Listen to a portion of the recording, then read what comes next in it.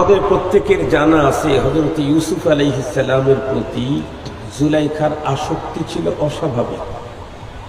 এটার কারণও ছিল।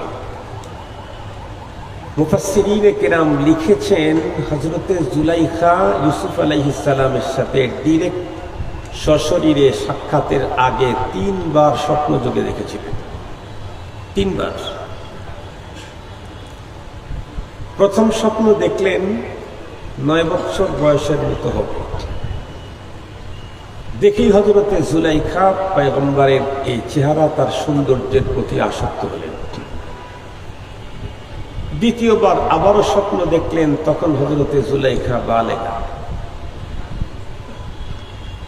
এই সময় স্বপ্ন দেখার পরে উনি অনেকটাই ইউসুফ আলাইহিস সালামকে পাওয়ার জন্য নার্ভাস হয়ে গেলেন। শুধুই উনি একে একই থাকেন, কারোর সাথে কথা বলেন না, খেতে ইচ্ছে করে না, সবার সাথে একসঙ্গে উঠা বসা করে না। জুলাইখার বাবাও তো ছিলেন একজন দেশের প্রধান। উনি তখন বললেন, দেখালেন ডাক্তার কবিরাজ, কিন্তু তার মেয়ের কোনো উন্নতি হয় না। একটা পর্যায়ে উনি তার বান্ধবীদেরকে বললেন, আমার মেয়ের দেখো কোনো সমস্যা হয়েছে, তোমরা দেখো তো সমস্যাটা কি ধরতে পারো না।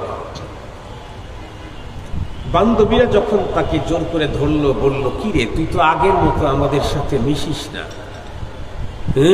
তোরে রোগে ধরছে না শোকে ধরছে, একটা কিছু বলবি তো।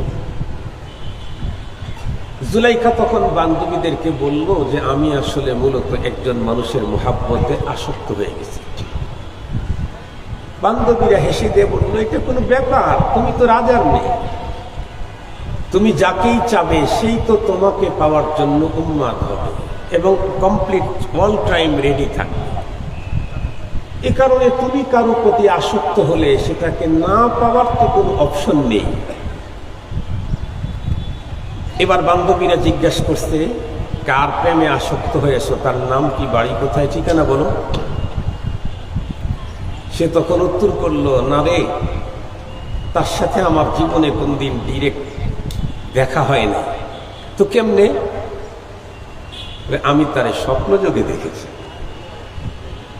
বান্ধবীরা তখন বলল, আরে পাগলি, স্বপ্ন তো মানুষ কত কিছুই দেখে।